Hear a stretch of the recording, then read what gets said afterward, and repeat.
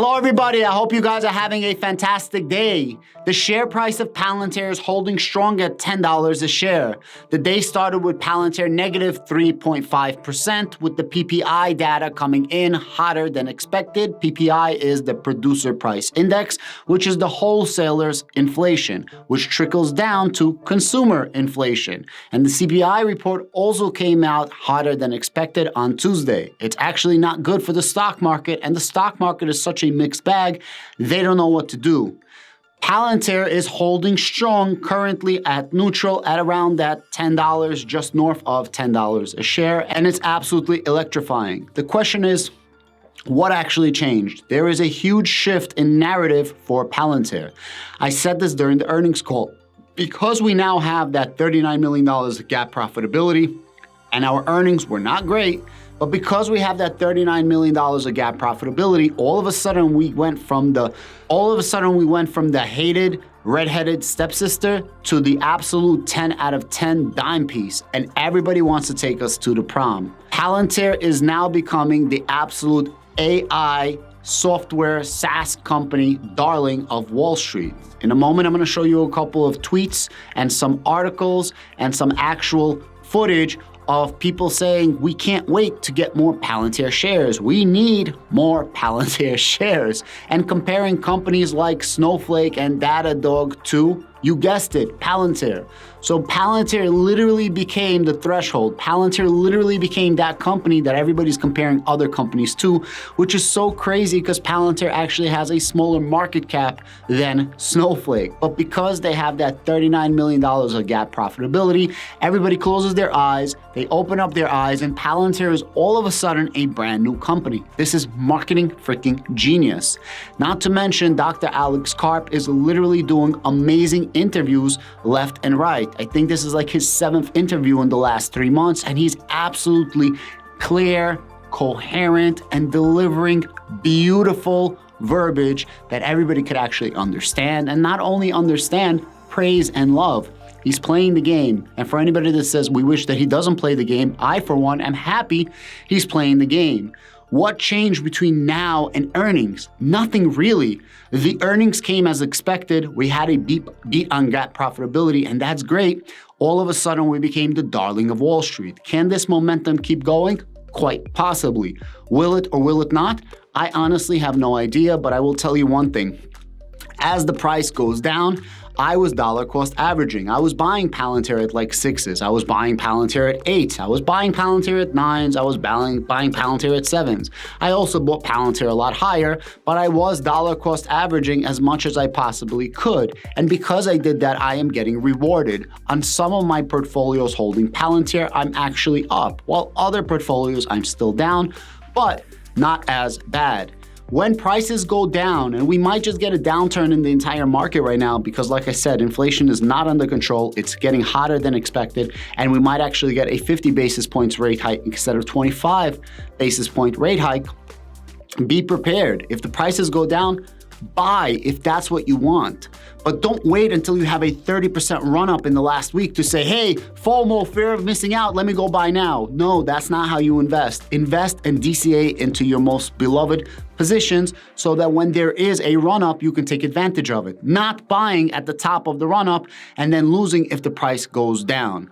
With that said, let's go over to my desk. I want to show you some really, really cool articles about what Wall Street is saying about Palantir. It's really interesting, and the dynamic shift is quite apparent. With that said, I do have a link to my Discord down below. In the Discord, we talk about stocks, we talk about real estate, we talk about cryptocurrency, side hustles, and of course, the economy. It's completely 100% free. Definitely join the Discord down below. First and foremost, shout out to Chad Palantard at Palantir Chad.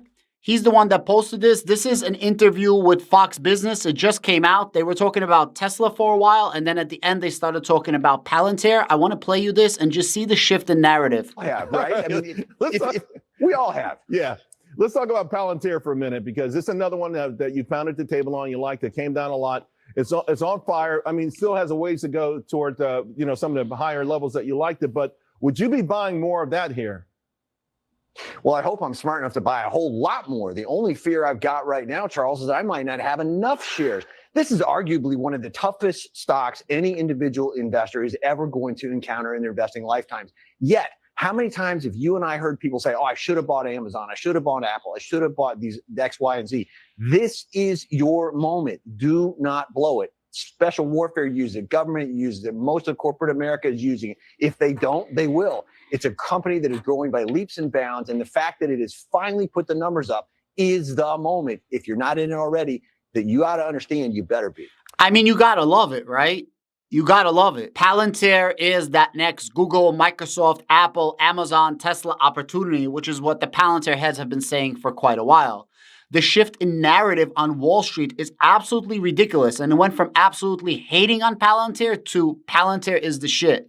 Let me show you one more post. This is a post from the Cameroon. Shout out at the Cameroon. And he says, the next Palantir, the media shift is wild. And he posts this picture.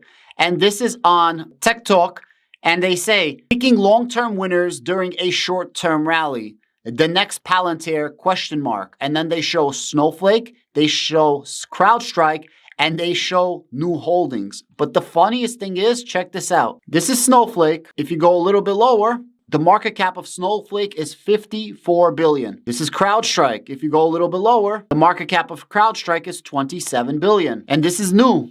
If you go a little bit lower, the market cap of new is $25 billion. And the market cap of Palantir, even with this massive 30% run-up, only $20 billion. So Palantir, that has the smallest market cap of new, CrowdStrike, and Snowflake, is the company that everyone's comparing themselves to. Is it not absolutely mind-boggling? I'll take it. This shift in narrative is beautiful. I love it. Love it. It's great. And as you can see, let's read some tweets. Palantir went from Smeagol to Gandalf in like 48 hours. LOL. Doesn't Snowflake have a higher market cap than Palantir? Let me respond to Grogu. They all do. Palantir is at 20 billion with the run up and the smallest market cap of all three. Love it. That's crazy seeing how all those companies' market caps are higher than Palantir. Let's start and finish with this.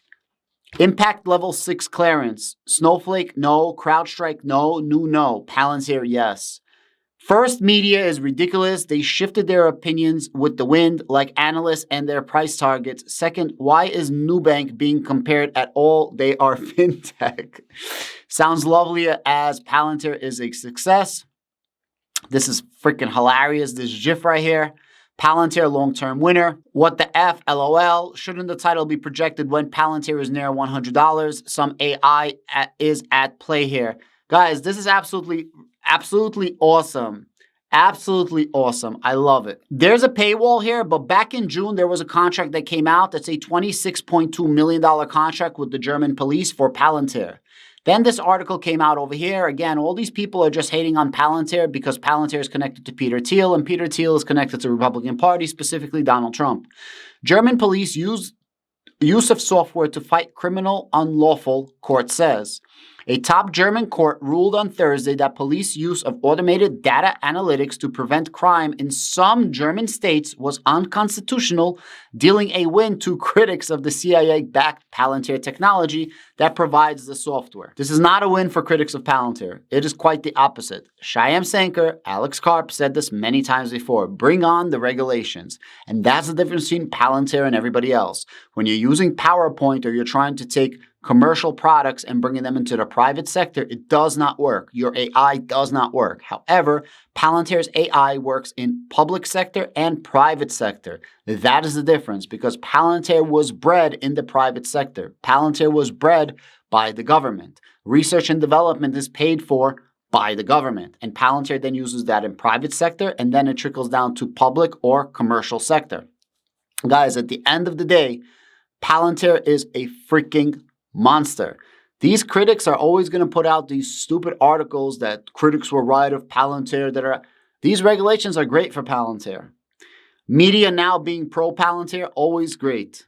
Also great. Marketing now for Palantir, fantastic. Dr. Alex Karp is killing it with his interviews. Shyam Sankar is absolutely destroying and smashing the interviews as well.